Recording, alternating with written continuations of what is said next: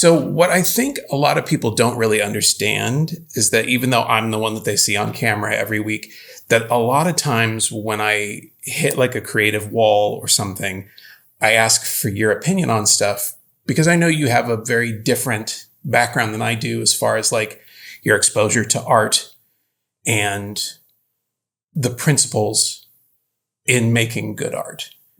So I thought it might be fun for us to kind of sit down and talk about like when I've had projects that I've brought to you and what I thought the problem was or what you might have thought the problem was and kind of how we talk through the creative process to like figure out what those steps are to kind of break through whatever block I'm having that ends up making things look the way that they look or like that helps to separate something that is fake to making it look more realistic or what people would identify as being realistic.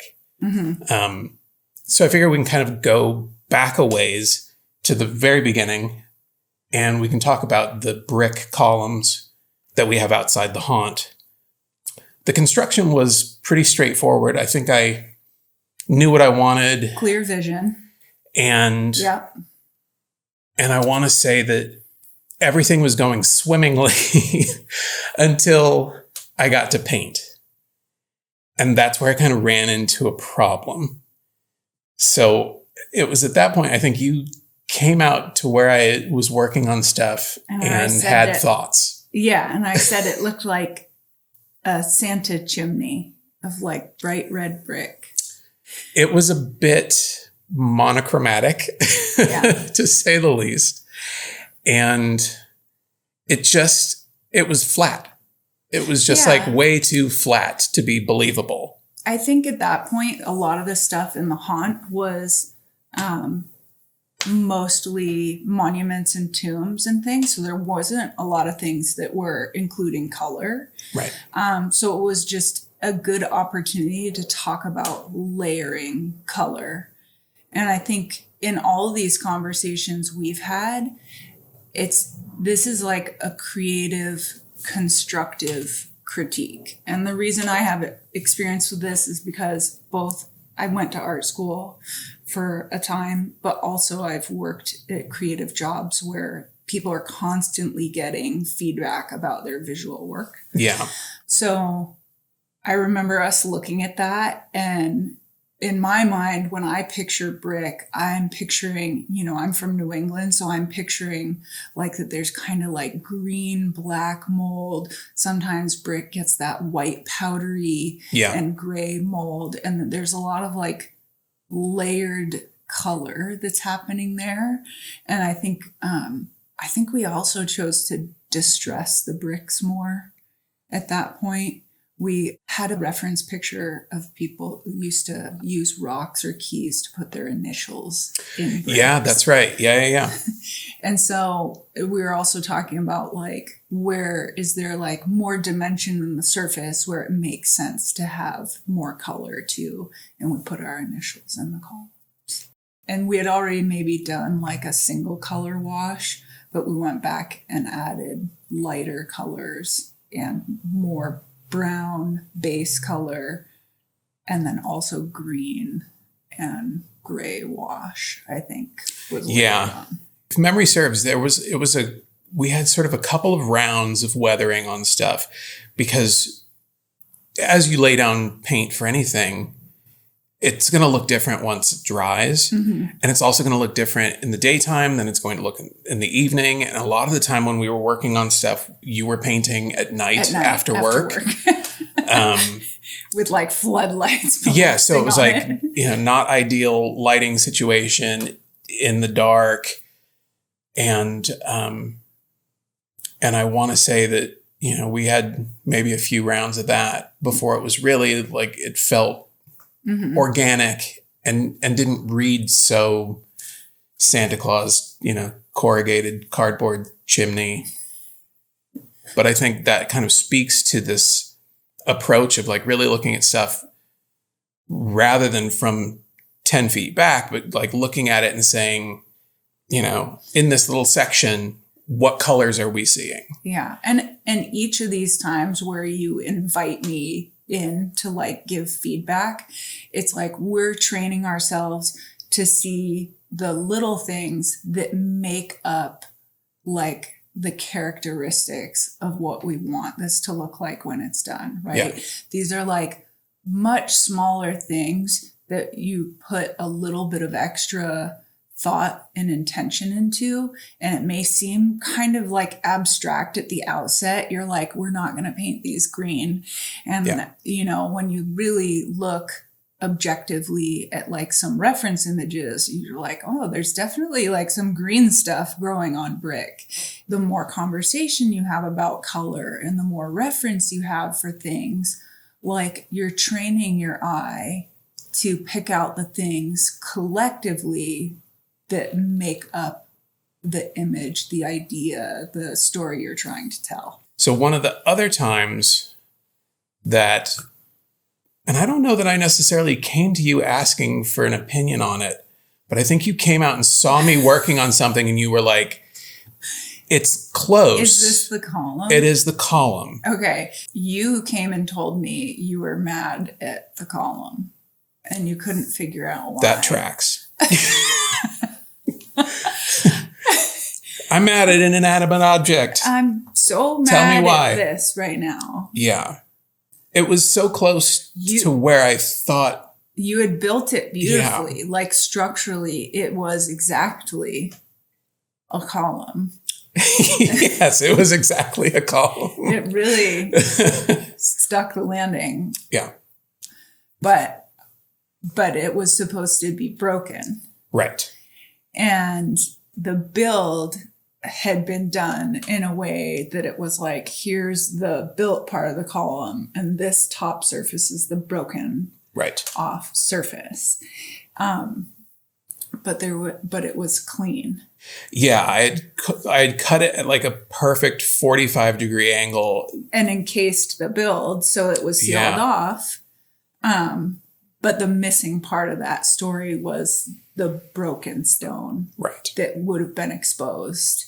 We talked about a couple ways to solve that too. I think the thing that is important when you're like looking at something like mid-project and trying to decide like how to move forward or what would improve the look of any project that you're looking at objectively, is that, you know, you have to look at like, how can I get there from here too? Not just like, oh, okay, well, this broken surface like is not there and showing the story. You had already built this like beautiful monument. Yeah. So it's like, how can we add that in without taking away from the work that's already been done? Yeah. So how can we give it the zhuzh, I think is often when I get called in. For sure. And I think with that one in particular, I had kind of gotten it to a point and I just couldn't figure out. And this is kind of what happens with most of these things where I just look at it and I can't figure out. I know something's wrong with it, but I'm not sure what's wrong with it. And sometimes that can be just time stepping away from a project. Sure. And I know that you use that like as a tool to like get a little distance when you've been working on something.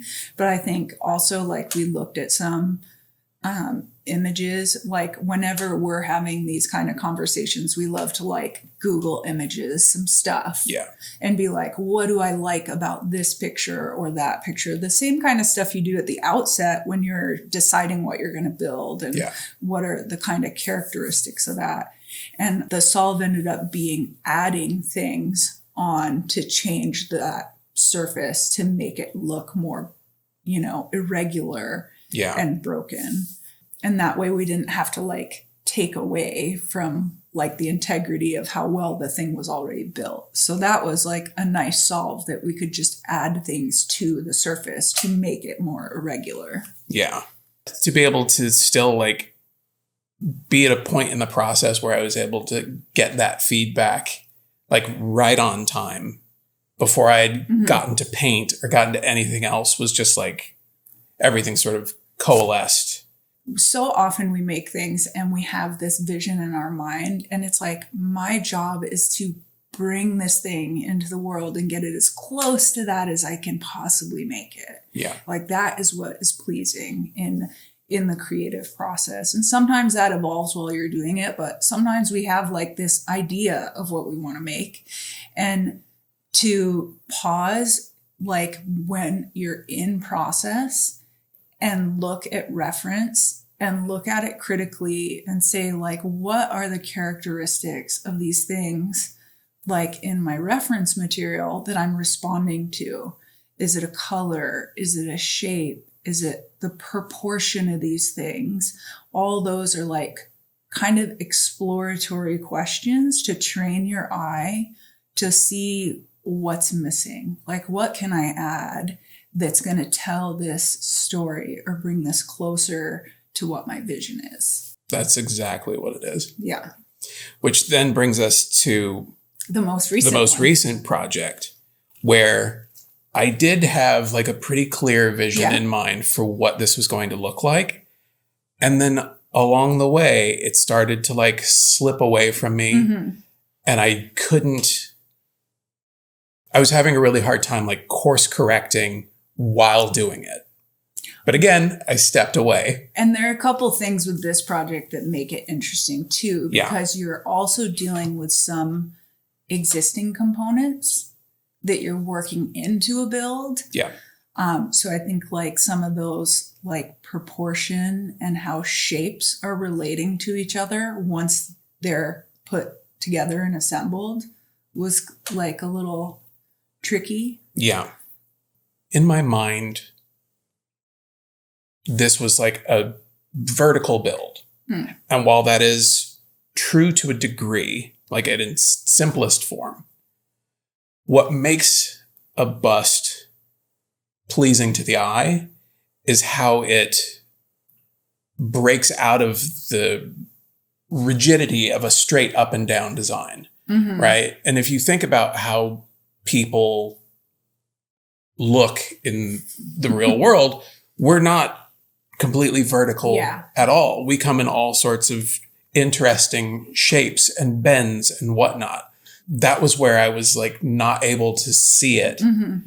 And then you came out. Anytime it's like there's a human form, like in all art, you're looking at like movement, even in a static object. And that kind of softness and curves of how things come together is like what makes any statue stuff interesting, really. Sure. We looked at a bunch of pictures of Beethoven busts because it's the first thing that came to mind, because he has a big collar and shaggy hair usually in those busts. And it's the one I had pictured in my mind was the same proportion that amount of shoulders to neck and head kind of proportion, I guess.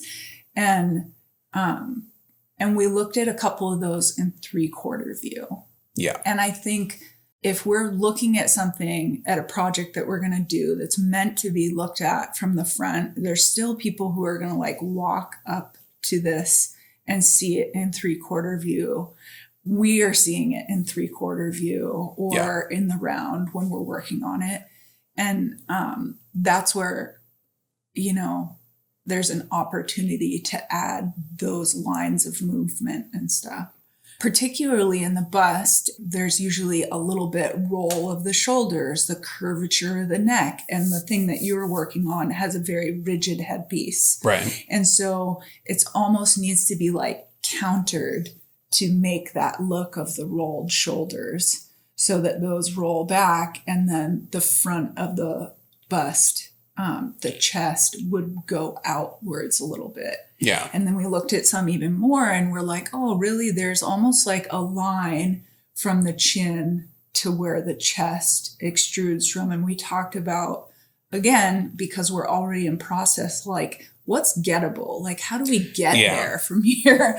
And so, like, are we going to do it with costuming, with a big collar? And can we build out the front of the look of the bust? Is it something that we could do by adding material like we did with the broken column Yeah. to the outward surface and then contouring it to add more fullness in the front. Mhm. And you ended up finding a great way to work with the piece that you already have Yeah. without having to really build out more. And I think the thing that kind of unlocked that idea is we saw one that had a really nice curved undercut to the look of the bust. Yeah. And so you see like the top, shoulders, and chest, but underneath is that movement. There's a little bit of a line and an undercut. And you ended up fixing the proportion of it by adjusting that angle. In the end, like you reseating the upper third, like chest and shoulders part totally changed the angle of how it sat on the stand. Yeah. Made the head like where the chin line fell made way more sense. Yeah, well, I mean, hopefully so. It's still being built. To be so continued. Yeah. I'm still hoping for a big collar. It's definitely going to have a collar. It needs to. A nice cravat. It may also have to. Don't think that your involvement in this project is over by any stretch of the imagination, because you also are particularly good at doing anything with monster mud, but we can save that conversation for another time. That's another time. Well, thanks for sitting down with me and talking projects and how we complement each other as I'm building things and as you can help me to work through problems. And this is why we make a good team. We make a really good team. Yeah. All right. Well, thank you all for watching. Be sure to like and subscribe if you haven't already. But most importantly, go make something. Go make something.